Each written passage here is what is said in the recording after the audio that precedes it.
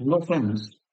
अब आपकी समस्या और बढ़ने वाली है क्योंकि सरकार ने कुछ विंग्स ऐसी बनाई हैं जो अब आपकी जांच करेंगी और जांच करने के बाद जीएसटी काउंसिल को फाइनली अपनी रिपोर्ट्स देंगी।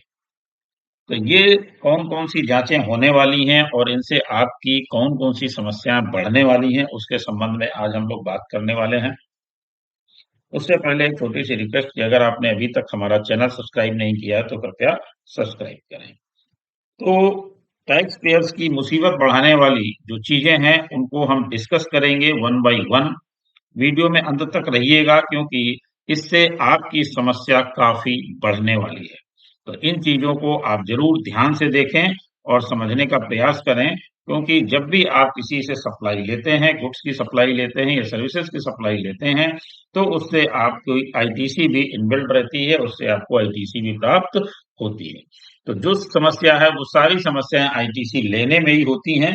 तो उसके संबंध में सरकार ने क्या-क्या और मुसीबत बढ़ाई है वो देखते हैं। ये आया है इंस्ट्रक्शन नंबर 01 जो कि 4 मई 2023 को आया है। इसको देखते हैं। इसमें इन्होंने बताया है guidelines for special all India drive against fake registrations regarding. तो फेक रजिस्ट्रेशन की वजह से फेक बिलिंग हो जाती है, फेक आईटीसी हो जाती है। तो इन्होंने अभी भी जो समस्याएं हम लोगों के सामने हैं वो इसी तरह की हैं कि जो फेक रजिस्ट्रेशन है उसकी वजह से जो हमने सप्लाई ली होती है या सर्विसेज ली होती हैं उसकी जो इनवाइसेज होती हैं उस पे जो आईटीसी क्लेम की गई होती है वो हमारी रिजेक्ट कर दी जाती है।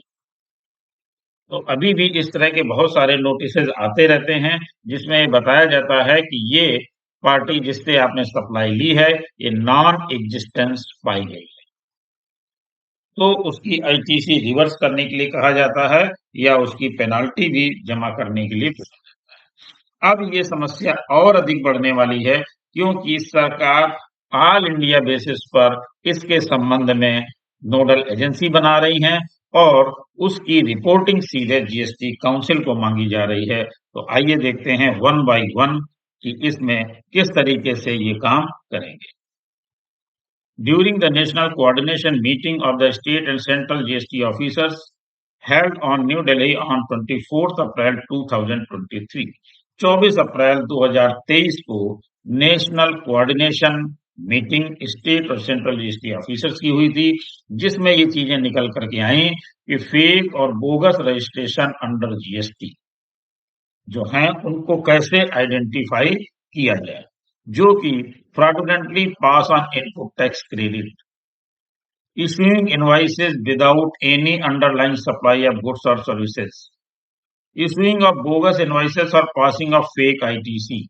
तो इन्होंने माना कि ये एक सीरियस प्रॉब्लम है जिसमें फेक रजिस्ट्रेशन लिया जाता है, फेक बिलिंग की जाती है और fake input tax credit pass on किया जाता है। तो इसको कैसे रोका जाए, इसके लिए लोग कैसे करते हैं ये भी इन्होंने बताया कि various modus operandi of obtaining such fake registration have been detected by central and state tax administration.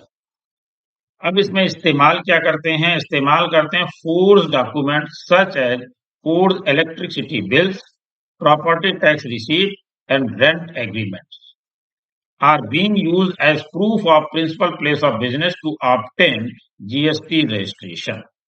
तो ये फेक डॉक्यूमेंट्स के आधार पर जीएसटी रजिस्ट्रेशन प्राप्त कर लेते हैं और कैसे प्राप्त करते हैं वो भी उन्होंने बता दिया। Persons from economically weaker section without their knowledge, जो फाइनेंशियली काफी कमजोर हैं उन लोगों को ये अपना टारगेट बनाते हैं और बिना उनकी नॉलेज के उनके पैन आधार आदि का इस्तेमाल कर लेते हैं। और क्या करते हैं, giving a nominal cash amount, और इनको बहुत थोड़ा सा पैसा दे करके इस तरह के डॉक्यूमेंट्स उनके द्वारा ले लिए जाते हैं, खरीद लिए जाते हैं या उनकी बिना नॉलेज के ले लिए जाते हैं। ऐसी कंडीशन में उन लोगों को आइडेंटिफाई करना बहुत मुश्किल होता है और अगर वो आइडेंटिफाई हो भी जाते हैं तो उनसे सरकार कुछ ले नहीं सकती। आगे ये क्या बताते हैं, the national coordination meeting on 24th April 2023 taken to address this problem of fake registration and fake input tax credit. There is a need of concerted and coordinated action on a mission mode by central and state tax authority to tackle this means in a more systematic manner. इन्होंने माना कि इसको जब तक systematic ढंग से नहीं किया जाएगा, स्टेट जीएसटी ऑफिसर्स और सेंट्रल जीएसटी ऑफिसर जब तक मिल करके काम नहीं करेंगे, तब तक इनकी ये योजना सफल नहीं हो पाएगी। इसी के संबंध में इन्होंने ये बातें की हैं। तो इसमें इन्होंने इस तरीके का एक बनाया है जिसमें कि स्टेट और सेंट्रल के अधिकारी मिल करके काम कर सकें। Following guidelines are issued for such concerted action on fake dealers, fake billers in a mission mode. तो इसके लिए इन्होंने किया क्या, पीरियड ऑफ स्पेशल ड्राइव। सबसे बात समझ लीजिए कि इसके लिए एक समय निर्धारित कर दिया गया है जिसमें युद्ध स्तर पर काम किया जाएगा और इसको फेक जो भी रजिस्ट्रेशन है उनको आइडेंटिफाई किया जाएगा। इसके लिए जो टाइमिंग्स रखी गई है वो 16 मई 2023 से लेकर के 15 जुलाई 2023 तक। आइडेंटिफिकेशन ऑफ फ्रॉडुलेंट जीएसटीआईएन, कैसे इसको आइडेंटिफाई करेंगे उसके बारे में बताया गया है। Based on detailed data analytics and risk parameters, GSTIN will identify such fraudulent GSTIN for state and central tax authorities. तो इसके लिए इन्होंने क्या क्या चीजें ली हैं वो देख लेते हैं। बिसाइड्स फील्ड फॉर्मेशन में also supplement this list by data analysis eight there own and using various available analytical tools। अब इनके पास जो टूल्स हैं उसकी बात कर रहे हैं। क्या क्या टूल हैं, एक बीफा है, एक ADVAIT है, NIC प्राइम है और E-वे एनालिटिक्स है। इसके माध्यम से ये इसको जांच करेंगे और as well as through human intelligence, जो इनकी फील्ड फॉर्मेशन है, फील्ड में अधिकारी रहते हैं, उनका भी उपयोग किया जाएगा, ह्यूमन इंटेलिजेंस का प्रयोग किया जाएगा, Aadhaar database, other local learnings and the experience gained through the past detections and modus operandi alerts.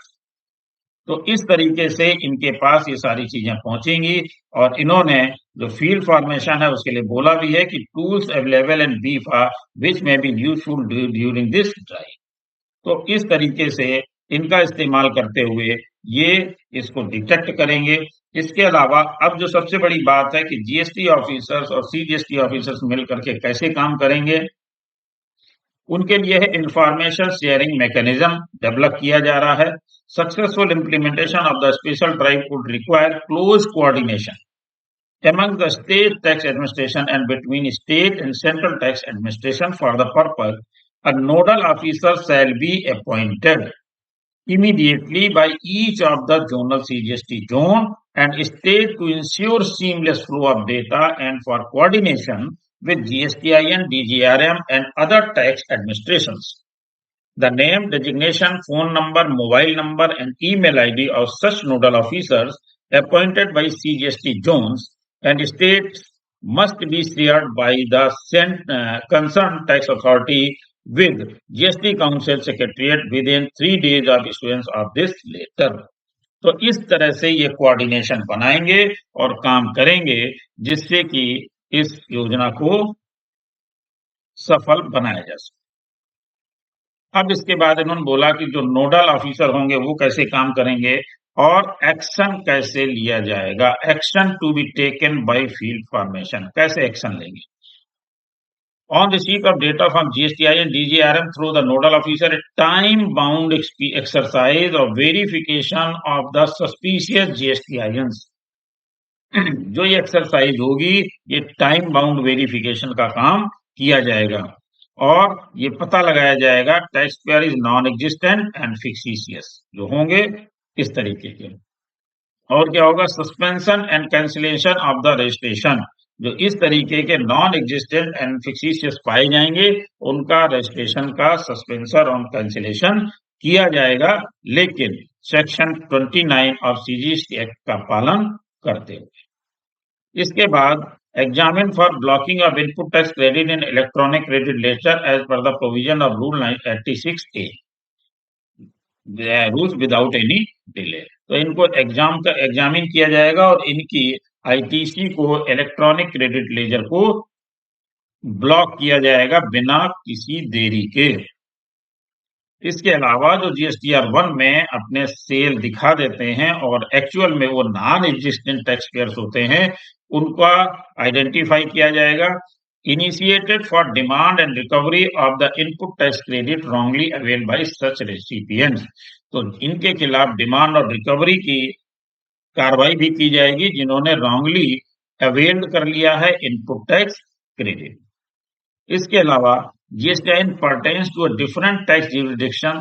The details of the case along with the relevant documents evidence may be sent to the concerned tax authority as early as possible in the format enclosed as Annexure B through the nodal officer referred in para 2 above. तो यहाँ पर इन्होंने annexure बनाए हुए हैं, annexure A, annexure B और annexure सी, जिसके माध्यम से ये सूचित करेंगे और एक दूसरे से कोऑर्डिनेशन बनाए रहेंगे और समय समय पर उनको इस एनेक्सर के माध्यम से सूचना दी जाएगी। और इसके लिए एक नेशनल कोऑर्डिनेशन कमेटी बनाई जाएगी जिसमें लगभग सभी चीफ कमिश्नर वगैरह रहेंगे और वो इसको एग्जामिन करते रहेंगे समय समय पर। और इसके बाद जो इसको कंपाइलेशन का काम है वो होगा GST council secretariat will compile the reports receive from various formations and make it available to the national coordination committee immediately. The unique modus operandi found during the special drive will be compiled by GST Council Secretariat and presented before National Coordination Committee, which will be subsequently shared with central and state administration across the country.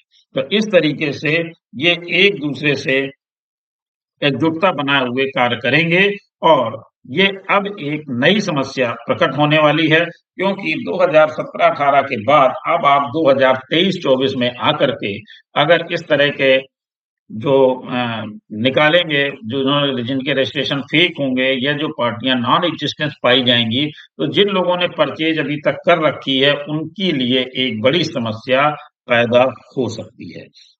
Thank you.